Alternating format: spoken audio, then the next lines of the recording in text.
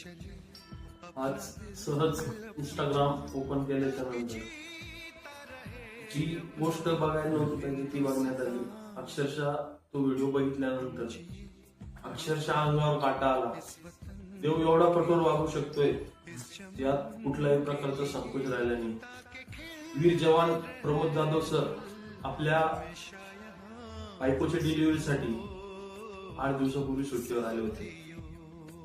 तो आनंद घेऊन ते सुट्टीवर आले होते, परंतु त्या आनंदाला कोणाचा तरी गालबोट लागला, कोणाची तरी नजर लागली. एकीकडे लेकीचा जन्म झाला आणि एकीकडे बापाचं पारखे उठलं.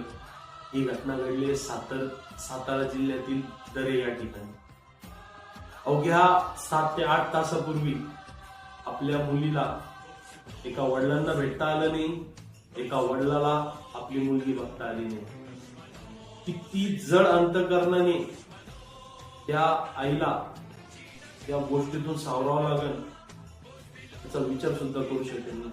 आजचा सर्वात धक्कादायक सोशल मीडियावरचा आणि महाराष्ट्रातला हा दिवस ज्यांनी अक्षरशः अंगावर सुद्धा काटा आला. वीर प्रमोद जवान अमर रहे. जय जवान जय किसान. ना लेक पाहिली ना बाप पाहिला, ना स्पर्श झाला ना आवाज ऐकला. एकीकडे लेकीचा जन्म झाला